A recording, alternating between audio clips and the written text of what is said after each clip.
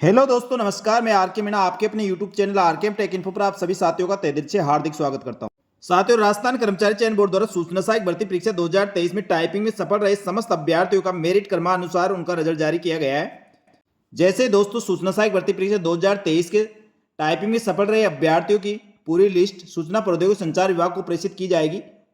उसके बाद सूचना प्रौद्योगिकी और संचार विभाग इसके लिए दोस्तों आपके दस्तावेज सत्यापन व पात्रता की जांच है तो अभ्यर्थियों की लिस्ट जारी करेगा।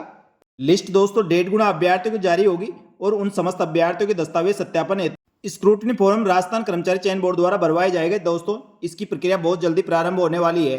हो सकता है दोस्तों इस वीक के लास्ट तक या अगले वीक में आपके स्क्रूटनी फॉर्म भरवाने की प्रक्रिया शुरू हो जाए। इसलिए साथियों, आप समस्त अभ्यर्थी अपने दस्तावेज तैयार करके रखें। और दस्तावेज में दोस्तों कौन कौन से दस्तावेज चाहिए उसके लिए मैंने वीडियो बना दिया था, वो वीडियो आप देख ले। उसका मैं लिंक दोस्तों डिस्क्रिप्शन बॉक्स में या एंड स्क्रीन पे लगा दूंगा, वहां से आप वो वीडियो देख सकते हैं। और उसी के साथ दोस्तों स्क्रूटनी फॉर्म को भी बढ़ने की प्रक्रिया मैंने बताई थी, वो भी आप देख लें। और साथ ही समस्त कैटेगरी की मैंने कैटेगरी वाइज मेरिट लिस्ट बना दी थी, वो वीडियो आप सबने देखा होगा। और टीएसपी और नॉन टीएसपी की दोस्तों समस्त कैटेगरी की मैंने कैटेगरी वाइज मेरिट लिस्ट बनाकर सबको टेलीग्राम ग्रुप पर शेयर कर दिया था, वहां से आपने देख लिया होगा। और जो अभ्यर्थी नहीं देखे दोस्तों, मैं एक बार दोबारा से शेयर कर दूंगा, आप वह मेरिट लिस्ट चेक कर ले। आप मेरिट में दोस्तों कहाँ पे स्टैंड कर रहे हैं और आपकी टोटल कैटेगरी की पोस्टों के हिसाब से आपका सिलेक्शन हो रहा है या नहीं हो रहा। ये दोस्तों पीडीएफ जो शेयर की है उससे आप अनुमान लगा सकते हैं। अब बात करते हैं दोस्तों सूचना सहायक भर्ती परीक्षा 2018 में किन किन अभ्यर्थियों को पात्रता जांच और दस्तावेज सत्यापन तो अपात्र घोषित कर दिया था। और अपात्र घोषित का कारण क्या था दोस्तों, इसमें बहुत सारे आपके सवालों के जवाब मिलने वाले हैं। इसलिए साथियों वीडियो को पूरा अंत तक देखें। और जो अभ्यर्थी पहली बार हमारे यूट्यूब चैनल पर आए हैं दोस्तों, उनसे निवेदन रहेगा हमारे यूट्यूब चैनल व Telegram group RKM take info को ज्वाइन कर ले, आपको समस्त भर्तियों की जानकारी यहाँ पर मिलती रहेगी। साथियों, राजस्थान कर्मचारी चयन बोर्ड द्वारा 2/8/2019 को ये लेटर जारी किया गया था।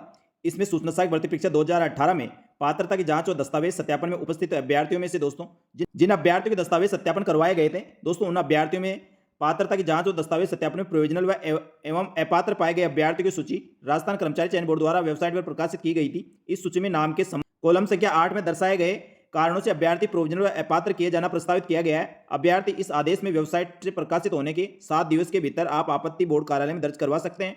उक्त समय अवधि के पश्चात किसी भी आपत्ति व बिंदु पर विचार नहीं किया जाएगा। इस अवधि में प्राप्त आपत्तियों को निस्तारण करते हुए इस सूची में अंकित कर दिया जाएगा। इसलिए दोस्तों जिन अभ्यर्थियों के दस्तावेज सत्यापन के बाद किसी प्रकार की कोई मिस्टेक थी, यानी उनके दस्तावेजों में किसी प्रकार की कोई कमी थी, तो वह एक लिस्ट जारी की गई थी, उसी के बारे में दोस्तों इस वीडियो में बात कर रहे हैं। तो एक एक करके बात करते हैं दोस्तों। सबसे पहले लिस्ट दी गई है, उसमें सबसे पहले सीरियल नंबर दे दिया, रोल नंबर दिया है, फिर नेम दिया है, फादर नेम दिया है और जेंडर दिया है, फिर उसकी कैटेगरी दी है। कैटेगरी के बाद दोस्तों किस कारण से उस अभ्यर्थी को अपात्र घोषित किया गया है उसका विवरण कॉलम नंबर 8 में दिया गया है।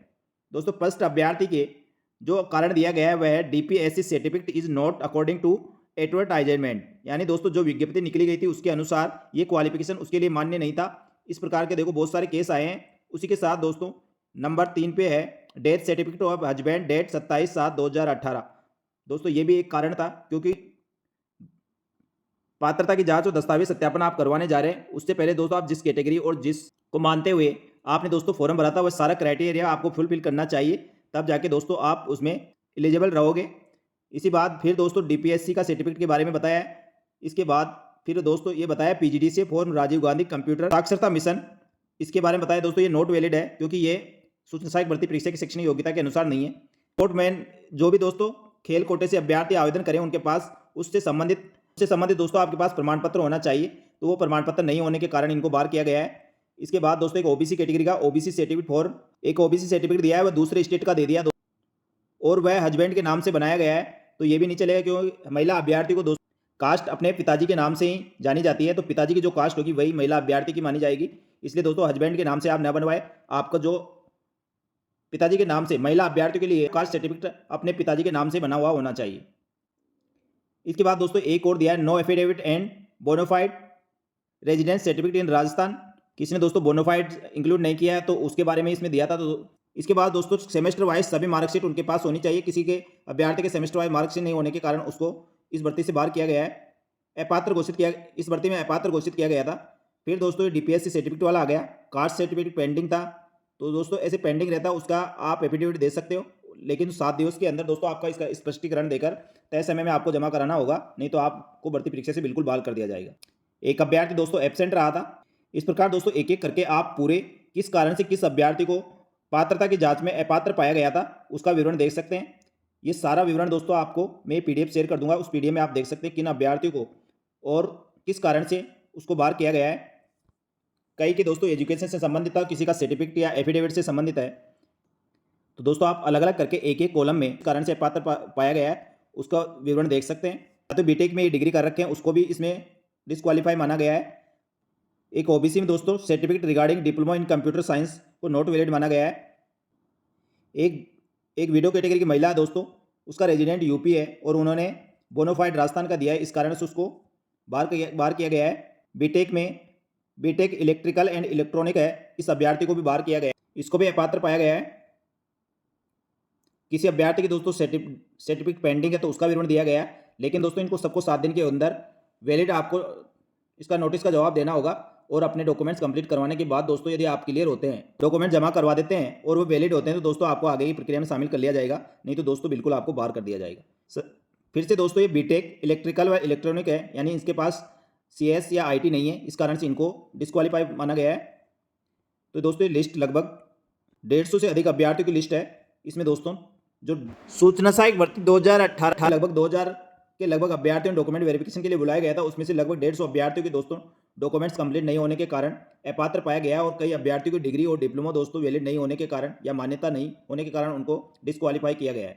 तो साथियों आप एक-एक करके इसमें देख सकते हैं किस अभ्यर्थी को किस कारण से इसमें अपात्र पाया गया है। इसकी पीडीएफ में दोस्तों आपको शेयर कर दूंगा। इसको देखने के बाद दोस्तों कई अभ्यर्थियों को उनके बहुत सारे प्रश्नों के सवालों के जवाब मिल जाएंगे, जिनके डॉक्यूमेंट्स दोस्तों इस प्रकार से कोई भी कमी है तो आप उनको तुरंत प्रभाव से सही करवा लें। साथ ही सूचना सहायक भर्ती परीक्षा आप 2023 में या दस्तावेज सत्यापन में किसी भी प्रकार की समस्या न हो, इससे पहले आप दोस्तों सब चीज़ों से अवेयर रहे और सब चीज़ें आप कंप्लीट करके सारे डॉक्यूमेंट्स और सब चीज़ें आप बस डॉक्यूमेंट अपने तैयार करके रखें, जिससे आगे आपको किसी प्रकार की दिक्कत नहीं हो। इस प्रकार दोस्तों सूचना सहायक भर्ती परीक्षा 2023 के संबंध में आपको पल पल की अपडेट और समस्त जानकारी मैं हमारे यूट्यूब चैनल और टेलीग्राम ग्रुप पर आपको शेयर करता रहूँगा, इसलिए आप हमारे साथ बने रहे। साथ ही दोस्तों अन्य भर्ती परीक्षाओं को भी आप तैयारी कर रहे हैं तो हमारे यूट्यूब चैनल टेलीग्राम ग्रुप को ज्वाइन कर ले, आपको समस्त भर्तियों की नवीनतम ताज़ा अपडेट यहाँ पर मिलती रहेगी। धन्यवाद। जय हिंद, जय भारत।